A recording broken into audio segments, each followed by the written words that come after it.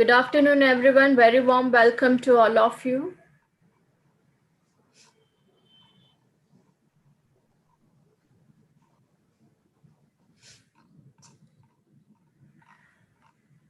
Very happy to see all of you over here.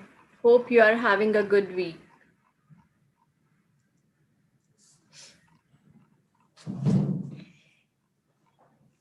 It's New Year, and I feel like I am seeing new names.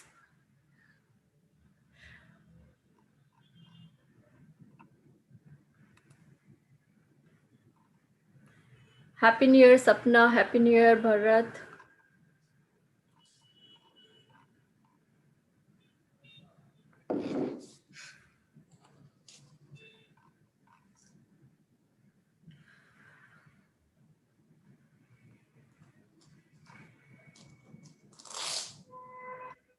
We are glad to have you too, Sapna.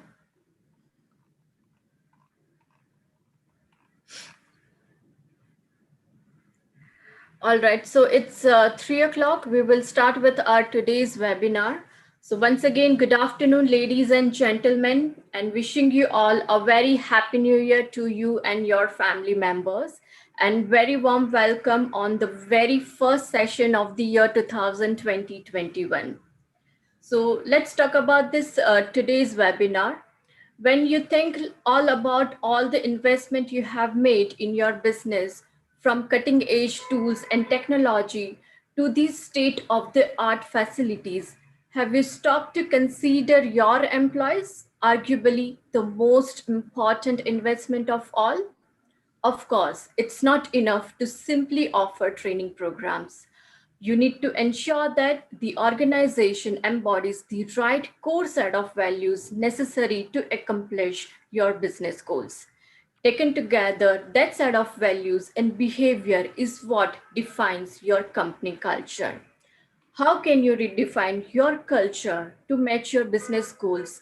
Let's hear it from our experts today. HRAI welcomes you all to the Connecting the Dot series on the topic Redesigning Organizational Culture. To know more about HRAI and its events, I would request all the participants to visit the link and details posted in the chat window. It would be great to have your feedback as well on this session. For the same, we will be running a poll before Q&A session. So I request all the participants to kindly give your valuable feedback. I now take privilege to introduce our esteemed speakers for today's webinar, Mr. Vijay Rane, Vice President HR and Vice President HR at eInfochip, an Aero company. He has excelled as a HR practitioner with over 20 years experience in industries spanning various sectors such as IT, manufacturing, energy, and KPO. He has been instrumental in designing global processes and aligning HR programs with business strategy to drive business results. He has handled responsibilities for large and diverse workflows, directing change management, restructuring businesses, assessing and top grading talent. A black belt in Six Sigma, lead auditor for TS 16949, Vijay has pioneered process redesign and streamlined large number of HR and business processes to add value to the organization. You can also follow him on LinkedIn. The link for the same has been shared in the chat window. Our next speaker, Ms. Kankana Berua, Group CHRO, Healthium MedTech. Ms. Kankana comes with 20 years of immense experience in leading HR functions. She currently associated with Healthium since 2019 as a Group CHRO and is responsible for the transformation and integration of group companies.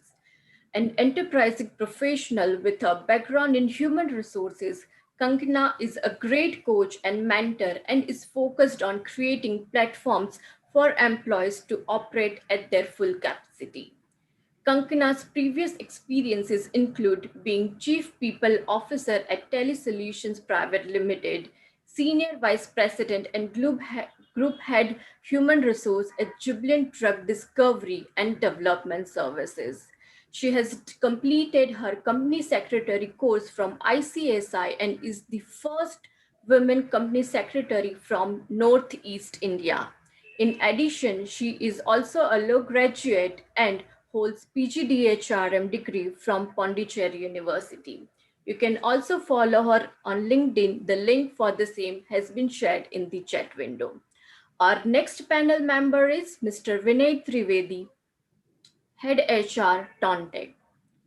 He comes with over 13 years of experience in the field of talent management, talent engagement, and talent acquisition across IT, ITES, banking, insurance, and fintech sector. Experienced in managing entire gamut of HR, creating smart acquisition strategy, creating people engagement journey, managing performance, drawing up the learning journey, managing HR compliance, payroll, statutory requirements, and creating a great place to work. You can also follow him on LinkedIn. The link for the same has been shared in the chat window. Now I'll introduce to our panel come moderator for today's session, Ms. Sindhu Kalyan Sundaram, founder Ignite Academy and Serva Happiness.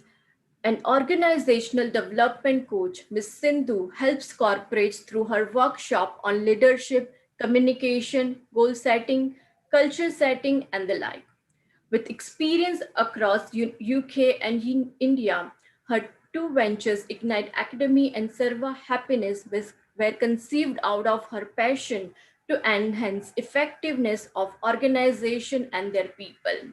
She is a speaker, writer, and poetess. Her passion includes Bharatnatyam and Carnatic music. You can also follow her on LinkedIn. The link for the same has been shared in the chat window. Now, without taking much time, I will hand over to Ms. Sindhu to take over this session. Over to you, Ms. Sindhu. Thank you, Nehali. The auditorium was quiet. There were bright lights shining from above, and we were 300 of us seated with bated breath. And all we could hear was just the adrenaline pumping with our hearts. They were just racing. It was early 2000s. And even now, when I speak about this experience, I feel goosebumps all over me. A very happy new year to all of you, and good afternoon, and welcome to the very first HRAI panel discussion for 2021. The incident I was talking about was my very first induction in my very first company, a company which was known about setting organizational culture, a country and a company where the DNA of every employee resonated with values. The company I'm talking about is GE. And it was a time when GE was going through a period of transition. But what they really ensured was the transition was smooth. The transition did not affect neither the culture nor the values. And yet, every employee walking into the organization felt a sense of belonging and pride. And this is what we're going to be talking about today. We're going to dive deep into organization culture, understand what are the facets, what are the factors, what are the different dimensions that contribute to creating an organization culture. What is it to live, breathe every single day in a climate that you belong to or you do not belong to? So my very first question to all the panelists out here is, when we talk about organization culture, the very first dimension that comes into our mind is about values. So how important are values in creating the organization culture? I would like to direct this first question to Kankana. Okay, hi. And all of you are very happy New Year. I don't know how many of you all are viewing this program. I definitely would like to thank for HRAI for bringing me into this panel. I think the importance of value, a subject very close to my heart. I think the value systems of any organization is the foundation of the culture in which the organization moves ahead, or in which the culture of the organization rests upon. The value system, even in our personal life, what culture you come in, your value system plays the most integral role in shaping you as an individual.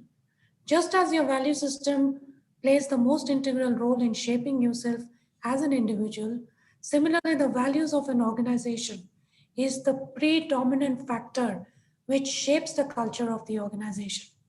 And therefore, it becomes very critical for every organization to set up the value systems which aligns with the, I would say, the vision of the company, the goal of the company, and of course, what we are trying to achieve in the short term, in the midterm, and in the long term.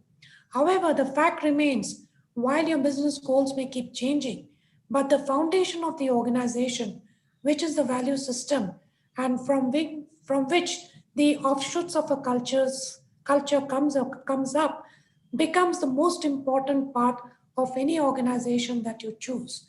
In fact, the value system or the values of an organization is so important that even when you make a personal choice of joining an organization, the value system on which the organization rests upon is some of the determining factors for people after a particular point of time in your career to decide or make a decision whether to choose the company or not to choose the company.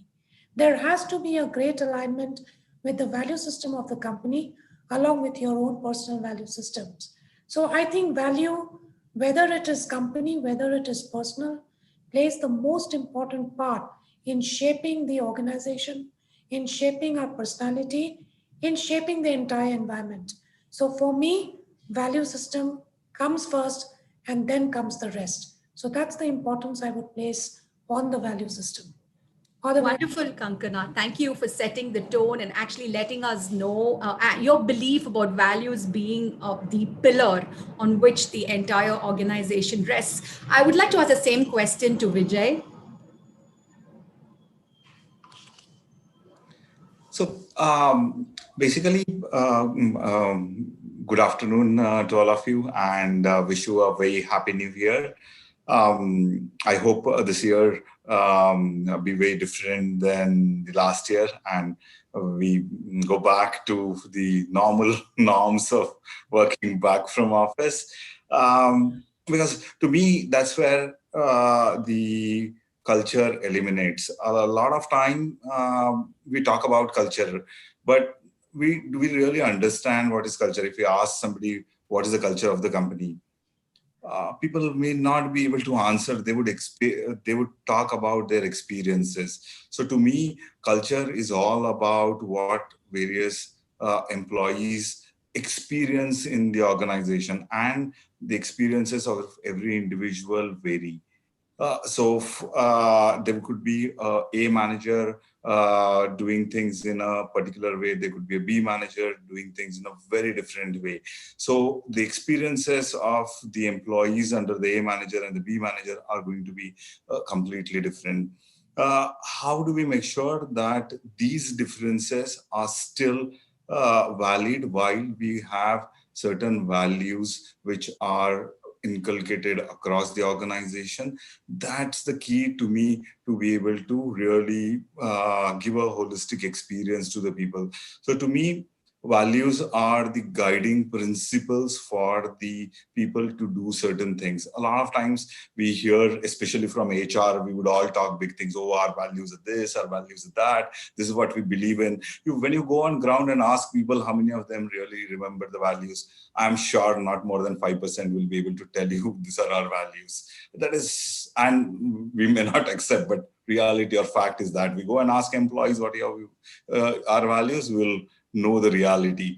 So to me, values is something which people should believe in. It should be simple to understand. Most of the times it is very complex sentences of or paragraphs sometimes, which people are not going to really remember. I remember we doing this exercise in one of my organizations, and we talked about things being very simple. We said one of the key elements to our culture is going to be how we help people live their dreams, how we help employees live their dreams. So it was extremely simple thing to be understood by everyone, that how will we make sure that people live their dreams, and that was very clear for everyone. So to me, values are important as long as they're understood and they're really drill down to the last people. It should be simple, it should be understandable, and people should really look up to those. They should really be something which guides people. So that to me is value and culture. Thank you, Vijay. I think you basically brought out the fact that values are the beacon of light, and it's important that everybody has that conviction. The organization itself has that conviction for everyone to remember, distill, and demonstrate these values. Thank you very much. The same question to Vinay as well. If only we would pay more attention to moral science classes when we were in school, we wouldn't have to have value sessions in an organizational setup. In my mind, I'll make it very simple. I think we're used to making it very complex. We are dealing with human beings at home. We are dealing with human beings at work, right? Nothing changes. So the way you would behave at home, which is being genuine, being nice, being helpful, being supportive, being caring, trying to look out for each other, the same needs to extend at workplace. I don't see any reason why we need to have this whole differentiation of value systems which are personal and professional. The fact that we are differentiating, right, creates that rift in the mind where people think that it's okay to do something which is not right because it's professional, and it's okay to do something which is right because it's personal, right? So I think just take it easy, look at it as a human being perspective. You're dealing with another human being, you have common sense, you can do what is best in terms of delivering as far as value is concerned. We will talk about organizations and how organizations create these value systems as we move along. But my belief is that just go back to your moral science classes. You don't need any other lectures. Oh, very simplistically, but beautifully brought out, Vinay, talking about value synchronicity. Very, very well said. Thank you. So when we talk about values, naturally the discussion moves on to organization culture. But here we would just like to bring in a very different thought. So it's in terms of the pandemic where we've been through, there've been a lot of organizations which have gone through realignment, a lot of organizations we've gone through restructuring process. So Kankana, I would like to ask you, what is the role of leaders in this entire organizational restructuring process, and what kind of impact will this restructuring have on hierarchies and matrices? You're on mute. Sorry, I was on mute. So I think your question, which talks about particularly, I mean, let's not take pandemic as, unfortunately, we are still in the pandemic, but otherwise also, I think the restructuring or redesigning of an organization becomes very imperative in the kind of VUCA world that we are living in. Everything is so fragile, everything is so dynamic, and everything keeps changing. It becomes extremely important, particularly for the leaders, to have an eye and keep a follow-up on the business model that you're chasing. I mean, I'm speaking from an HR perspective because I've come to this forum as an HR leader. And what is the role of an HR leader, as much as any other leader, in reorganizing the structure of an organization, which has to be completely in alignment with the business goals or the business priorities that you're changing, that you're chasing. For example, I will tell you my experience, which probably would help to understand where I'm coming from. So I had joined this organization in February 2019, and we are a medtech company primarily into providing all kind of supplies that you require in an operation theater, which are consumable in nature and which are not large equipments. So basically a medical device company where our whole focus is to focus our attention on all the hospitals where surgeries of any kind are happening. When we joined the company, we had for example, the sales structure is extremely important in the organization from a perspective of getting your top line. So also the importance is your manufacturing and your production to ensure that there is supply for the demand that is being generated and which aligns with the business focus. So when I joined in, the sales structure of the organization was primarily made in terms of the product that we are selling. So there are certain products which are into, say, sutures or surgical needles, and there's something called consumables, which is more from a gloves perspective, or any other thing, or a swab that you require in an operation theater. Then there is one aspect of business which completely deals with your government authorities, which is your large accounts and public accounts. So, and then there is another business which deals with a product which is primarily into your implants of, any kind of orthopedic requirements. Now, when we came in and we set up a business vision for the next 2 to 3 years, we realized that the current sales structure which we have would not be conducive, and we firmly believe would enable us to achieve the objective that we were chasing, be it a large number, be it a huge top line, be it the market focus, be it the kind of intensity that we need to get into any tier A, B, C kind of cities. And therefore, we felt that the whole organized sales structure, which is one of the biggest chunk of people we have, needs to be completely relooked into from the perspective of achieving a business. And therefore, we decided that instead of being product specific, instead of being location specific, let's look into, because our business lies only with hospitals. So we segregated the entire landscape of hospitals. So we decided a hospital which has a 0 to 100, a 10 to say 100 beds, 100 and above to 200, and then comes the 200 and above, and then comes your corporate hospitals. So the whole sales structure, which further got divided with your territories, which further got divided with a strategy of focusing and the time required to spend on each customer, the entire landscape was dissected, keeping in view the outside outcome of what we were chasing. And that's when we redesigned the entire sales structure, brought in a total change in the org structure of the company, both in production, supply chain, to ensure that everything gets aligned to the objective that we are chasing.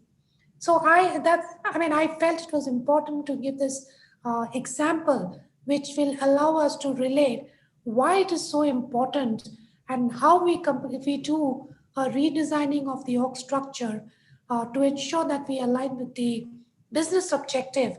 And therefore, as leaders, every leader has to think accordingly that to achieve this business outcome, how do we drive the structure?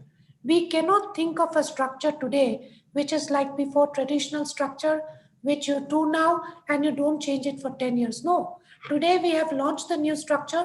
We in fact launched the new structure just when the pandemic started. In fact, we took the advantage of introducing the new structure because we got 2 months in time to orient the sales force to the new structure and thereby move forward. We never know, after 1 year, that may not be the right structure and we may have to relook at it. But the business drives the restructure or the reorganization in a particular company. That's my experience and answer that I would like to share with everyone. I think the example that you shared was quite relatable because it brings to fore the basic essence of organizational restructuring, which is alignment to business objectives, vision, and most importantly, values. Because when we started the conversation with values, we spoke about synchronicity and them being beacon light, which means every activity that an organization encounters has to be in alignment with them. And I think that example was fantastic. Thank you very much.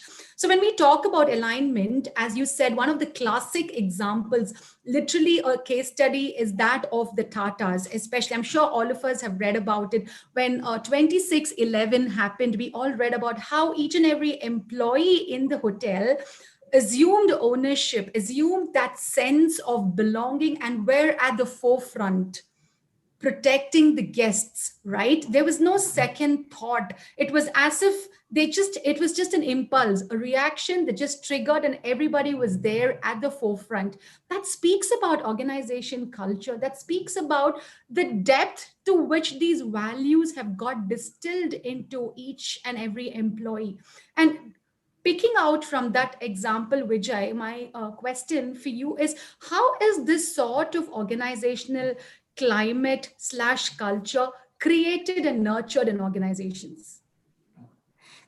So, great question, Sindhu. I think it's extremely important for us to understand how we really do change the fabric of the organization, because there are a set of people who have their own set of values coming together. Though we keep on saying the values should be aligned, it doesn't really happen that easily. So what I'm going to do is I'm going to share an example of one of the organizations I joined, and I joined this organization, and then this was one of the 7 different sites they had worldwide. And whenever I used to talk to somebody globally, they used to smile and chuckle whenever I used to say I joined Ahmedabad site. And so I didn't really understand what was really happening when I came back, and then I realized that people have written off this site saying, oh, these are not the people who can really do something great for the organization. 1 year down the line, the CEO had come, and when she went back, she'd written, this was the most transformed site I've ever seen in my career. What we did was phenomenally different. Probably a lot of HR folk may not really agree with what we tried to do, but it was phenomenal. So I'll give you some glimpses of where we started. So we had one of the values as honesty. However, there was a rule saying if you come 3 times late, you will be half day will be deducted. And I was like amazed. I said, how can you do that? But anyways, there was a caveat to it. If the manager says that it's okay, then the half day is not done. So people would say, oh, my electricity went off. Gujarat, hardly it goes off. It never goes off actually. But the manager will also say yes. And then we've reinforced a value of saying lies, whereas we have honesty as our value, and nobody ever thought about it. So that was the first thing we started questioning people, saying, guys, if honesty is a value and if this is the process, how is this going to go hand in hand? So we started taking out some of those processes, to the extent I really started going a little bit more into details, and we said, oh, we talk of teamwork, and we always say that teamwork starts at the top. But when the business goals are set, it is HR's attrition should be this, HR's cost should be this much training should be done. Finance will have their own parameters, the sales has revenue and profit. But these are functional goals, not the team's goals. So that was the first thing we started changing, saying, how do we make this team work together as a team? So over a period of time, we were able to convince this team of 12 different individuals who were reporting to 10 different people in 11 or 9 different countries to come together and work as a team. People started taking projects of significance to the organization, irrespective of whether it was HR or finance or operations. That is a team which came together, and we used agile methodology. The projects were put into smaller chunks. They were displayed in the canteen. The scrum meeting of the management used to happen in the cafeteria, where people could come and find out what their leaders have done for the day. Over a period of time, we started talking about freedom with responsibility. We said, how would we keep on giving freedom to our people? So the first thing was, we removed this rule, saying, you come late, it's okay. You go and tell truth to your manager, he or she would not say you anything. So the managers were like, oh, you were taking out control from our hands. I said, you try this out, how does this work? So we started talking about freedom with responsibility, and we reached to a stage where we said, why do you need managers? So we had a team which didn't have a manager. We keep on hearing this across the HR fraternity and a lot of people, the sentence from Gallup, people leave the managers, they don't leave the organization. So we said, hey, we will change the whole thing. Over a period of time, we would want the managers to be not managers, but coaches, because people are mature to know what is to be done. Nobody needs to micromanage them, tell them, don't do this and do this. It's not required. It is our need to have a structure, to have a manager who tells people what is to be done. But we took that off and it was working wonderfully well. They were working directly with their customers, internal customers, and it worked wonderfully well. So the second thing I was talking about is the managers. So we allowed people to choose their managers every 6 months. I don't think any company in the world allows to do that. However, of course, there were a lot of challenges which came. Managers said, oh, if I get more people, then what? If I don't get people, then what? We'll give you feedback. We'll give you continuous feedback. We will coach you. We'll train you. We'll give you new batches. If you still don't get after 3 or 4 trials, then we'll have a separate conversation, because then it's not really aligning to what we're trying to do. But that is how we talked about things. We all across the world, we keep on talking, oh, bell curve is bad, we should not have bell curve, but we still have in some of the other forms the bell curves. We'll say, oh, the first top 5 performers will get this much. So one side, we go and do a team building program, we talk of synergies. Second side, we say, okay, that doesn't matter. You have to be the top 3 performers to get a 5% more increment than others. And obviously, we don't talk about motivation. For us, most of the times, motivation is money. We will, of course, talk of job satisfaction. But if somebody else, to the youngsters, give a 10% or 5,000 rupees more, they will go and join that organization. So we said, how do we really make sure that we walk the talk? So one of the things we did in that organization was remove the KPIs. Removed the KRAs. We said these are the goals for the site, and the site achieves, everybody gets the same. We talk of families, right? But in the family, if somebody does not work, or if he or she earns less, we don't tell them that we'll give you 1 chapati less because you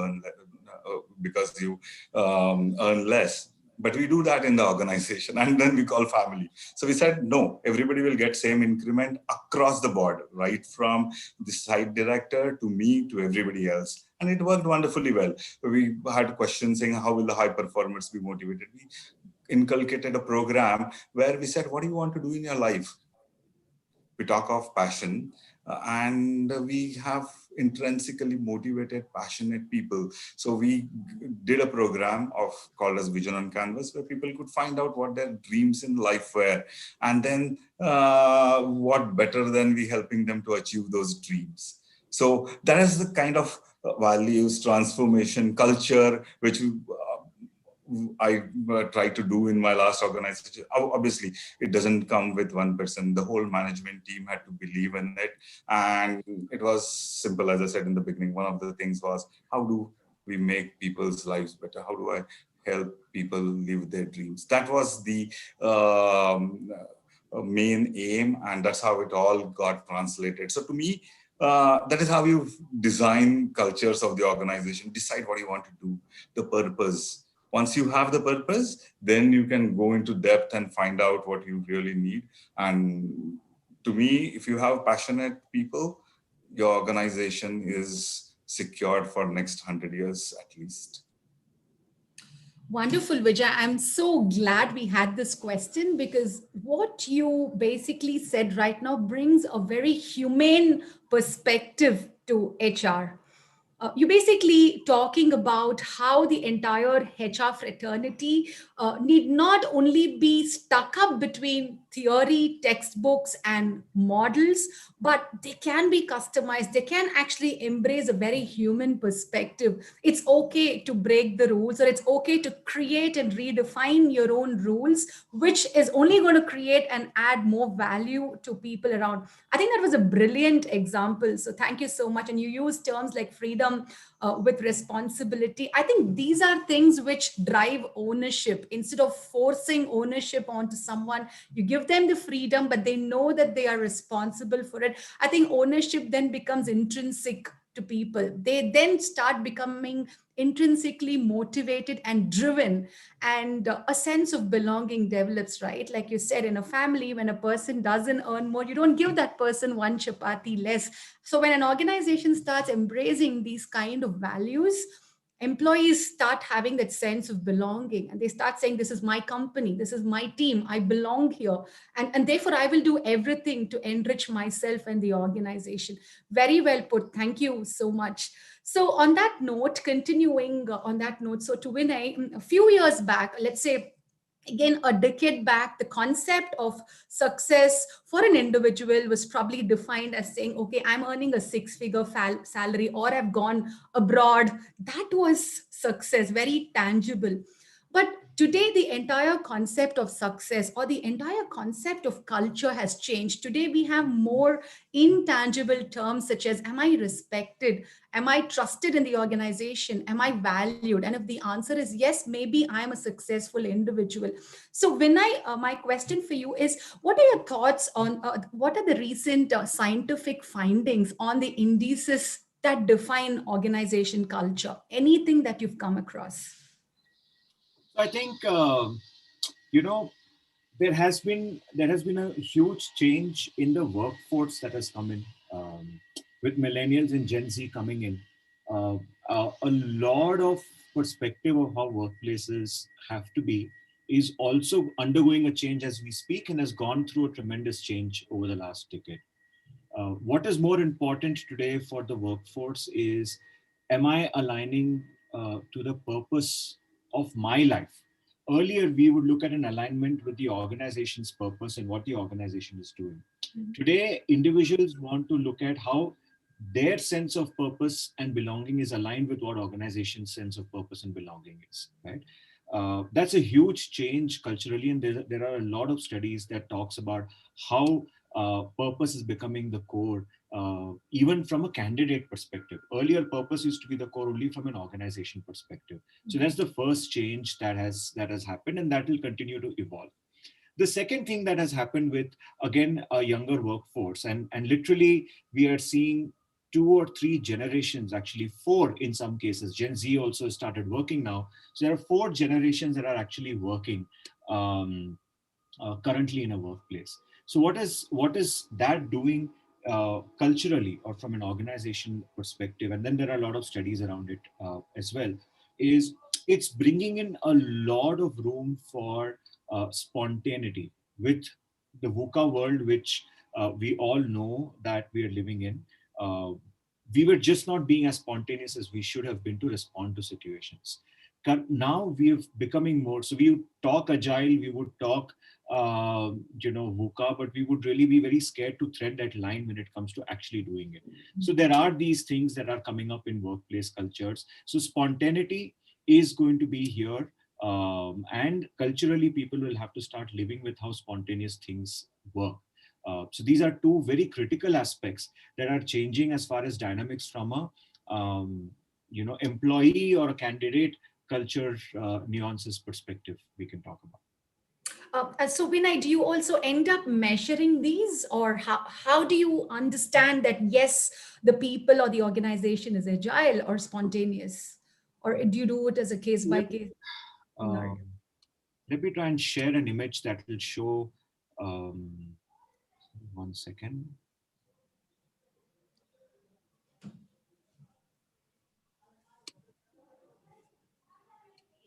I'm just sort of sharing this. Can you see the image on your? Yes. Yeah.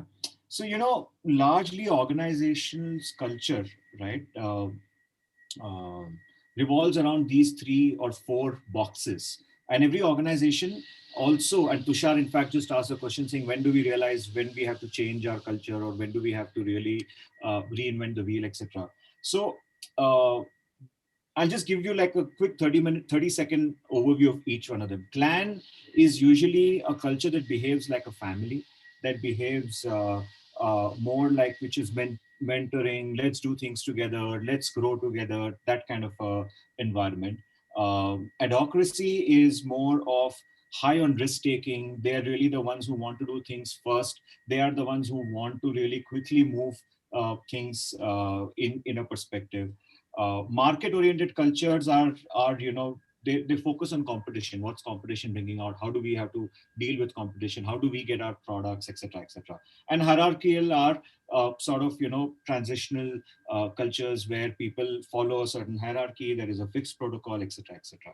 Now, what is happening is earlier we could identify organizations with each of these cultures. Like startups would be high on adhocracy, banking, for example, or manufacturing will be high on hierarchy, because if there's no process orientation, imagine you give freedom and flexibility to a banker. He will say, okay, I will give a loan at 1% to somebody, I'll give a loan at 12% to somebody. You cannot have that. So you have hierarchy in that sense, right? A lot of your governmental NGOs or NGOs would work in a clan format because they want to do things together, they share, etc., etc. What is changing is now organizations will have all four within their different departments, because there'll be different things that they're doing, and they'll have to start getting used to it. So there'll be an innovation lab within an organization that'll be high on adhocracy. There'll be a very, very core business thing which will be high on hierarchy. There's going to be that sales which is going to be market driven. So now this is the biggest change that will happen, where if you see this box, all organizations will have to adopt to having all four together. Let me just stop sharing my screen. And people will start measuring these depending on how each department, each function, or each part of the organization has to grow. In fact, like for example, sense of purpose. HR interviews have changed so much. We would ask candidates earlier saying that this is the organization's ethos and this is who we are. Do you think you want to join us? Now the question that HR asks is, what is your purpose in life? What is your motto? What aligns to your core, right? It's just changed. So we start measuring right at interview stage in terms of how they're aligning when we start hiring people.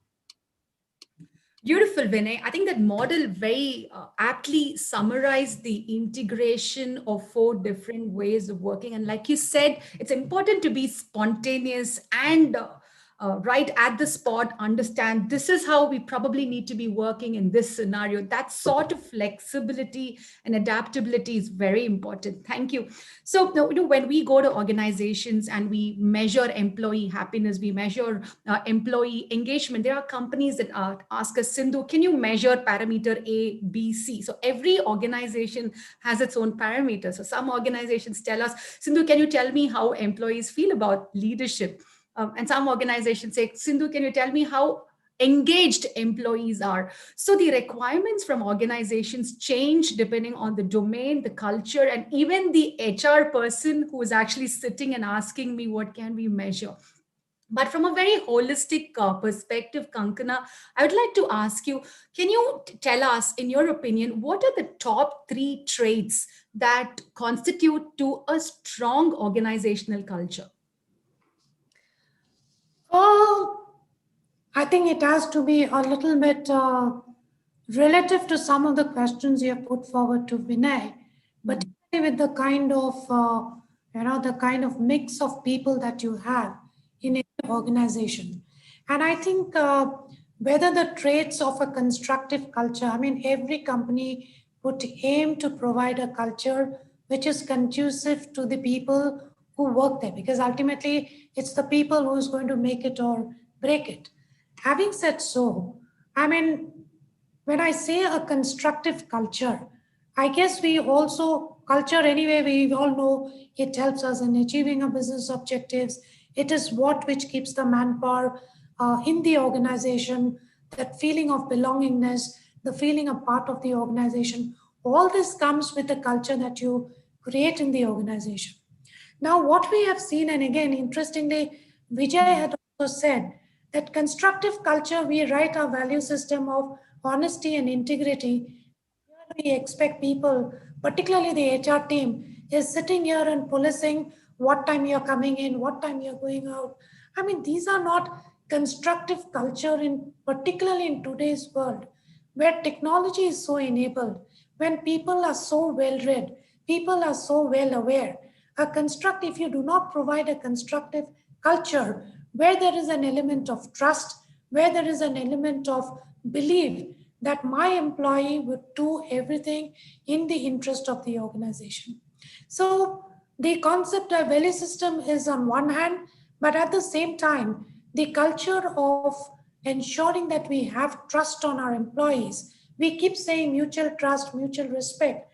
First, that trust has to come from the organization. That is what a constructive culture would require.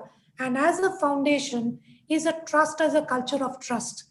Today, in this new world, particularly in the Gen Z, and I look into for while I was in the IT company, where you deal with people who are baby boomers, who are in their 55 pluses, to people who have just come out straight out of a college. And to handle that volatile, different categories of employees, the culture has to be equally vulnerable and adaptable to the kind of expectations that different breed of generations may have. And therefore, for an organization to be adaptable and vulnerable and agile to the cultures which will motivate the employees to contribute at various different levels becomes one of the important and constructive environment that you can provide in an organization. For example, I will take an example of tallies. We do not have, for example, there is no limit to leave. The question is, today there's no concept of leave there. So they believe and we believe that you take leave as much as you want. Why will an employee take leave unless he require? I know for the new generation, it's very important to go on vacation, to go and see new places, to go and contribute to the society, so be it. But I think they are equally aware of the fact that there are deliverables measured which they have to deliver. And therefore, even if you keep the leave, it's so liberal in today's world that you take as much as you want. And we have seen over the last 4 5 years, which I'm sure my successor is also viewing, that people have not taken more than 20 to 25 days of leave, in spite of giving a few, in spite of keeping it open. So that is the culture which, according to me, brings in a lot of constructive thought process, which allows employees to bring in the thought process of belongingness. The third thing, which is again comes on the foundation of trust and also what we call it honesty and integrity. It's imbibed in them that the company has reposed so much trust on me. I need to give it back to the company. The company does not keep policing me how much petrol bills are being placed for reimbursement. In fact, I have to tell one very important practice or very unheard practice, where any employee in Tally, you are entitled to petrol reimbursement for the amount you spend to come and go to office, and no questions asked. But what we ask, that if any of this bill is found to be fake, which can be even 5 rupees, you lose your job in 5 seconds. To me, that's constructive culture. That's a culture of absolute trust, and employees start imbibing on them, which becomes the DNA of the organization.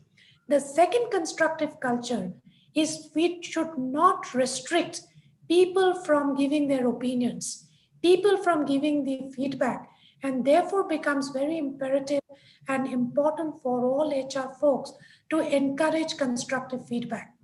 It could be any kind of out of box thinking. The thought process of ensuring that we provide a platform for people to think differently, which basically brings in the culture of risk taking, we will go a long way, is one of the constructive environment which needs to be encouraged, which needs to be, imbibed in the organization. The third thing which I feel extremely important in an organization, other than trust, other than thinking differently, encouraging out of the box thinking, is the ability to take risk and therefore allow people to work in their own way, where they know the outcome they are chasing without keeping a complete control of what they are doing, and therefore encourage the thought process of strategic thinking in every aspect that you do in the organization. Now, strategy does not mean you are talking about business strategy. In any activity, even in your personal life, there needs to be a strategy. And that strategic thinking is something which will be encouraged in any kind of constructive organization who believes in nurturing and bringing the best out of people. And the concept of strategic thinking need not be complicated.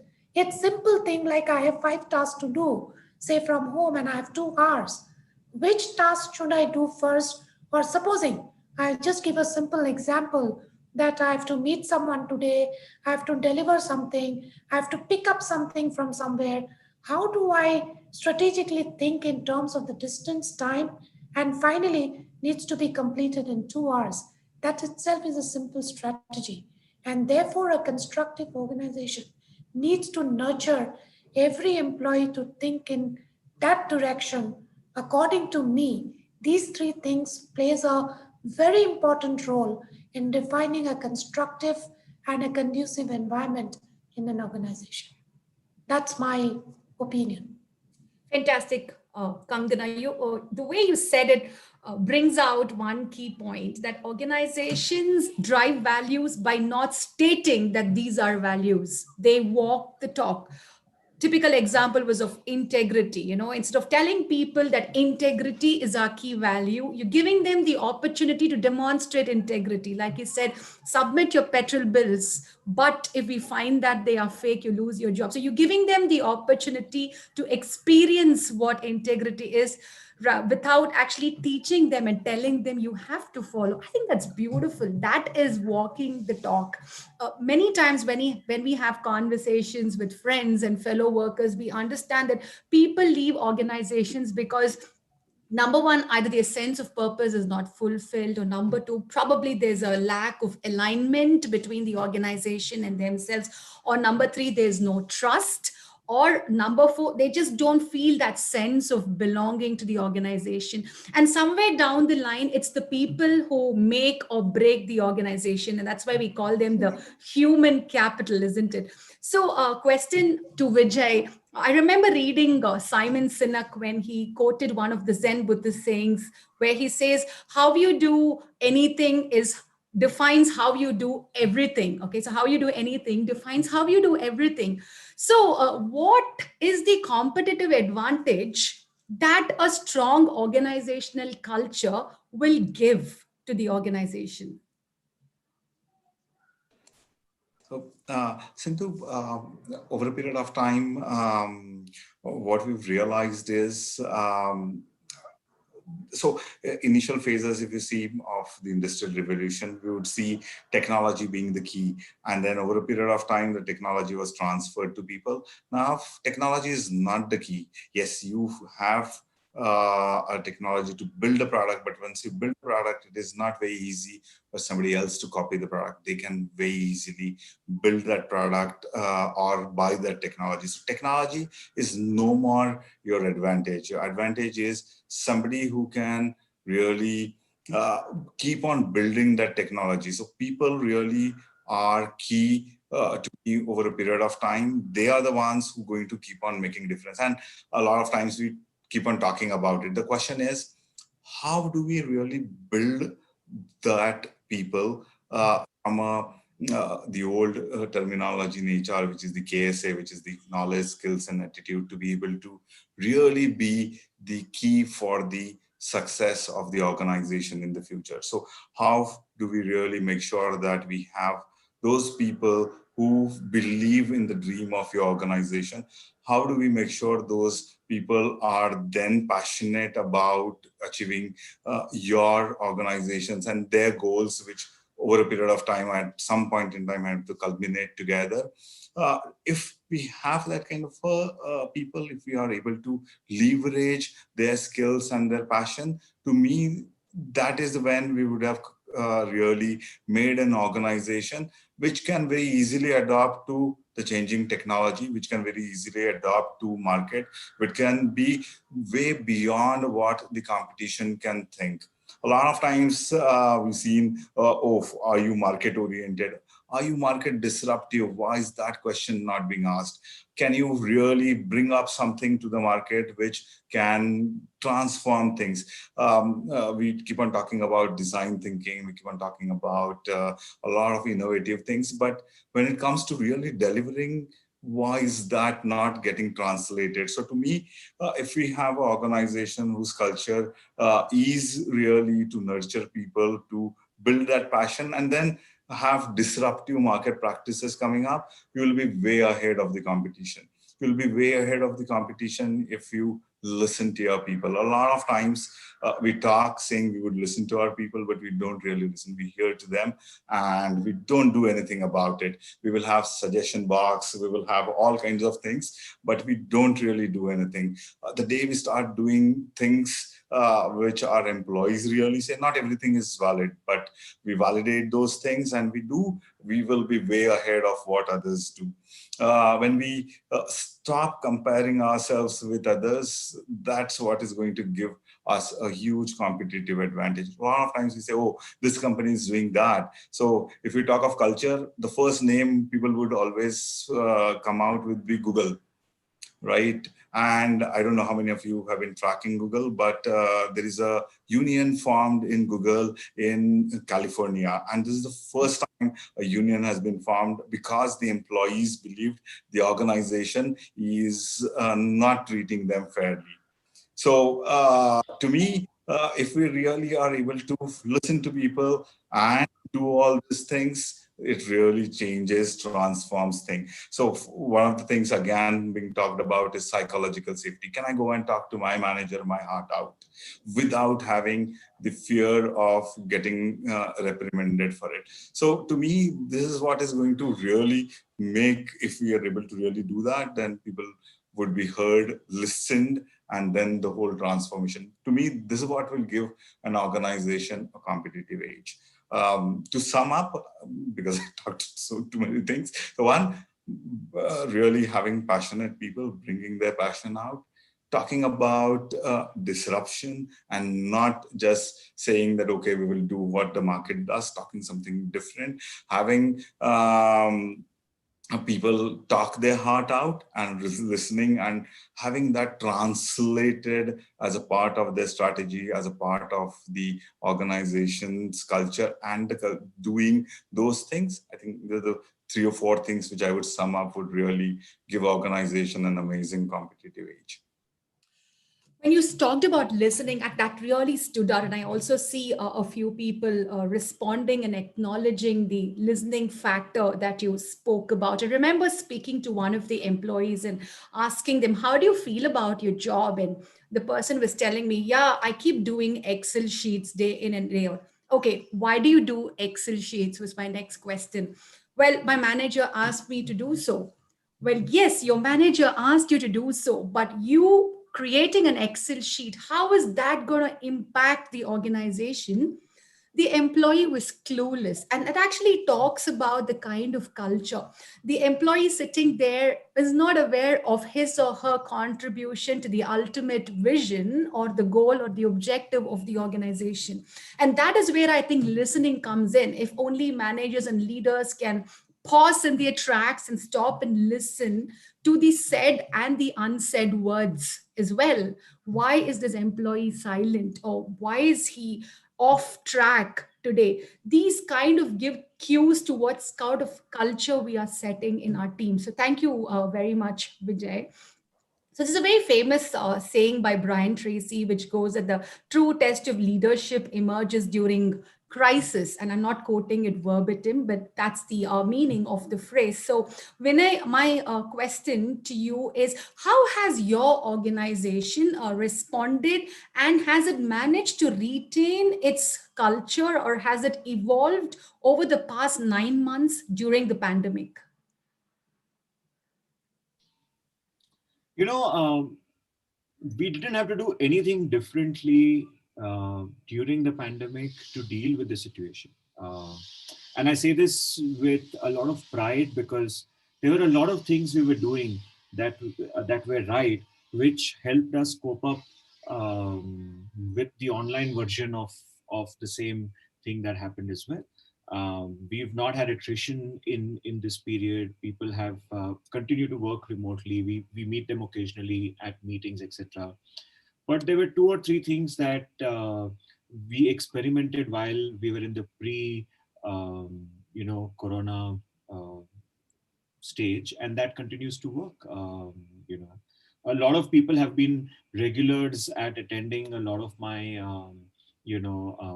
webinars, etc. So at a cost of repetition, Vijay kept talking about passion, and I think that is the core to how organizations actually stay together. If you're passionate about something, this is like, to everybody, remember the times when you had to organize, say, a wedding in the family or friends, or a fest in college.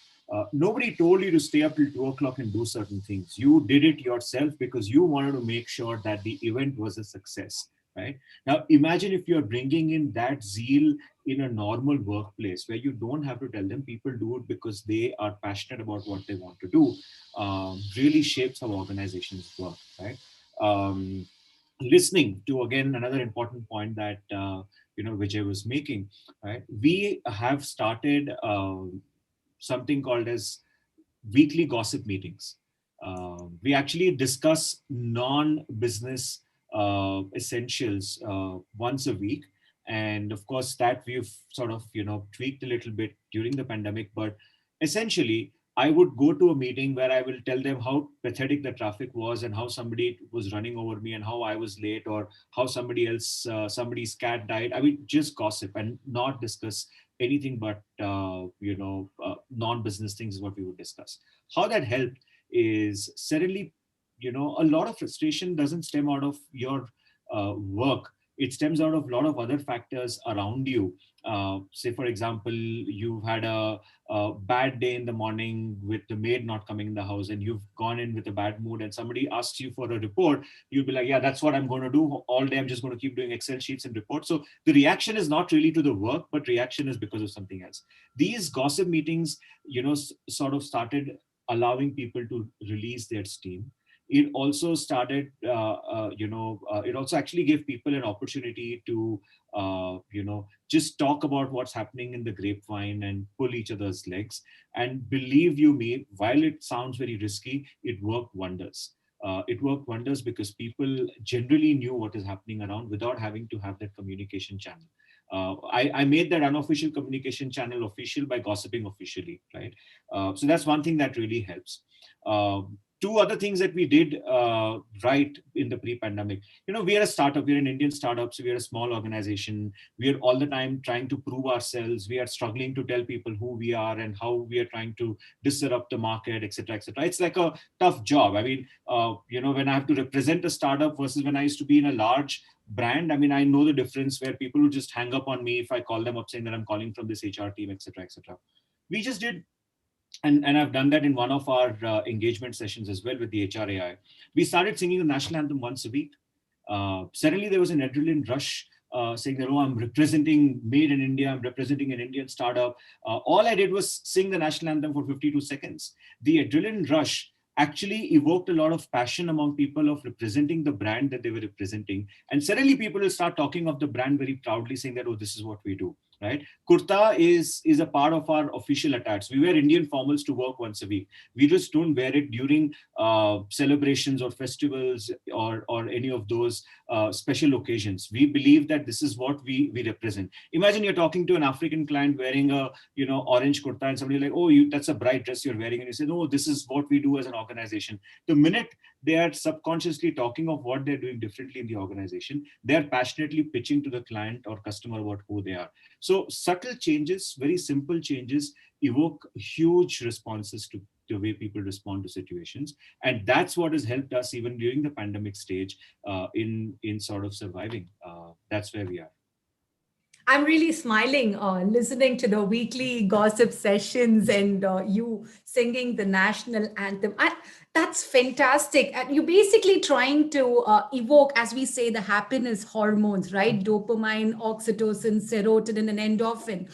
And when someone sings the national anthem, there's a lot of dopamine that gets released. And when you talk about your weekly gossip sessions, it's about, I'm telling someone's listening to me, someone's understanding, and that's serotonin, right? It's secreting, enabling the secretion of serotonin, which brings that togetherness, the feeling of I am with a group that is going to listen to me. I'm with a family that encourages me and that listens and just doesn't judge me at all. I can just talk about my maid being late and I can be grumpy and nobody will judge me. Fantastic, Vinay. I think it's a great learning for a lot of people in the HR fraternity. Again, another example of how we don't have to stick to models or prescribed games or activities or training sessions to evoke productivity.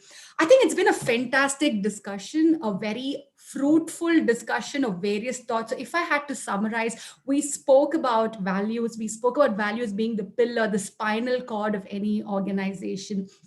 We spoke about value synchronicity. How important is it for people and the organizations to be completely aligned? Because ultimately, the vision of any organization is every employee being aligned to its vision and mission, and there's a sort of oneness that goes in.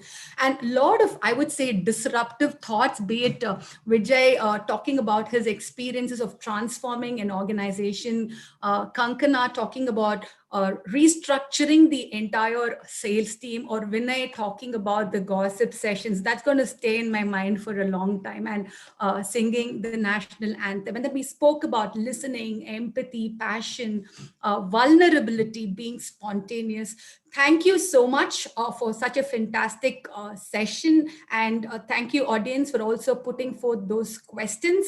It's been great, and it's been a fantastic start for the new year and us getting settled into the new normal. I believe we had quite a lot of inputs from the panelists to take back home. So I would like to conclude one of my favorite quotes by Helen Keller when she said, "The most beautiful things in life are those that cannot be seen or touched. They can only be felt with the human heart." And being in the fraternity of HR, I think our primary business is to spread that feeling of sense of belongingness to everybody in the organization. So thank you very much. Thank you, Vijay, Kankana, Vinay. Thank you, Nehali and HRAI. A happy new year to all of you once again. Over to you, Nehali.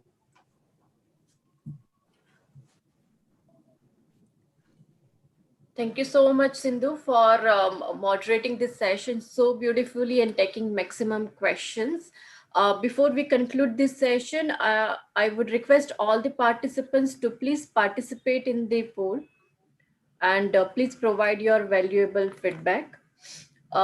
We could cover your questions throughout this session, but however, if your questions are still not answered, if we have not able to take any of your questions, we will coordinate with the panel members and we will get back to you through WhatsApp or email.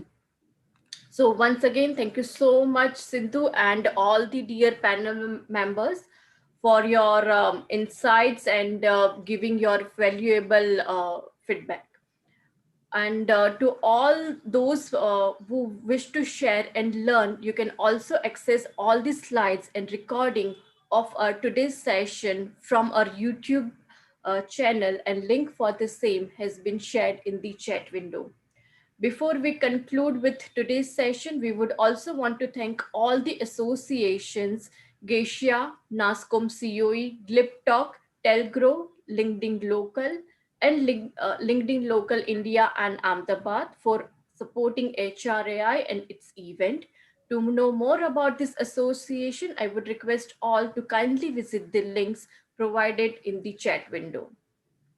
Do join us for our next Connecting the Dots series on the topic Adaptability, Change, Ingredients of Leadership on the 13th of Jan 2021 at 4 p.m. IST. Request you all to kindly register for this event. Link for the same has been mentioned in the chat window. Thank you so much, everyone, once again for joining this webinar. Stay safe, take care, and bye for now. See you soon on our next webinar. Thank you so much, everyone. Thank you. Bye. Thank you. Thank you, everyone. Stay safe. Bye.